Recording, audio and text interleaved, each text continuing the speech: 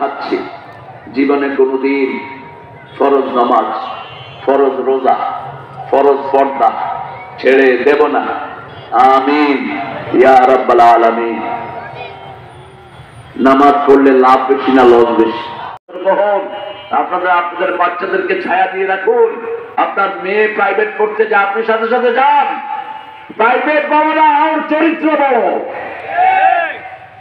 এখন স্কুল কলেজে দিয়ে রেখেছেন, খবর রাখেন স্কুল কলেজে পোলাপালি কি করে।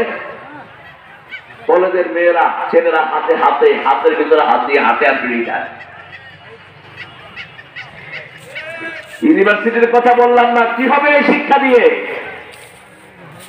আপনার মেয়েকে আপনি ছায়া দিয়ে রাখেন, আপনার 5 বছরের মেয়েকে আপনি হাফ প্যান্ট পরায়েন না। সহশিক্ষার মতো অসিদ্ধ শিক্ষা দিয়েন না।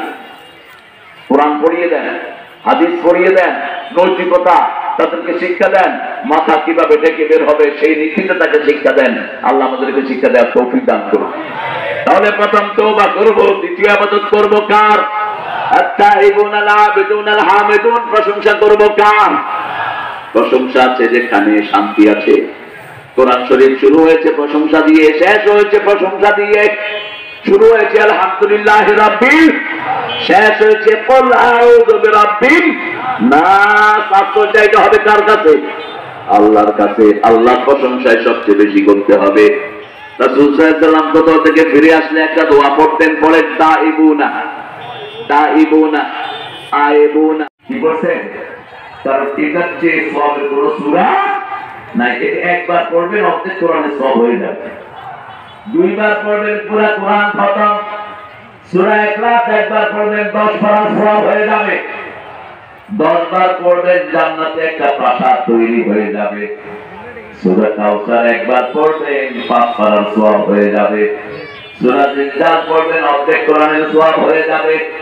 আবার সূরা জিলজাল পড়বেন সমস্ত কোরআনের সওয়াব হয়ে যাবে। 3টা বর্ণনা রাসূলের সূরা জিলজালকে নিয়ে। সূরা জিলজালকে নিয়ে রাসূল বলেন যা কিছু কোরআনে আছে আল্লাহ সব জিলজালের ভিতরে দিয়ে দিয়েছেন। সুবহানাল্লাহ। আবার বলেছেন এটা কোরআনের চতুর্থ অংশ। আবার বলেছেন কিছু হালকা বালি পাতা সরে বেড়ায়, ঠিক কি না? এটা খালি চোখে দেখা যায় না, এটাকে বলা হয় জাবরা। এটা কি বলা হয়? এইবার জাবরা পরিমাণ সওয়াবগুলো কিয়ামতের ময়দানে হাতে এনে দিবেন আল্লাহ।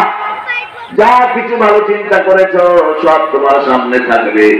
আর কার কার ব্রেন নেয়ার চিন্তা করেছো, কার কাকে হত্যা করার চিন্তা করেছো, কাকে এলাকা ছাড়া করেছো। বহু মানুষ ছিল গত 15 বছর এলাকায় আসতে পারে নাই, ঠিক আছে? এখানে ছিল কিনা জানি না।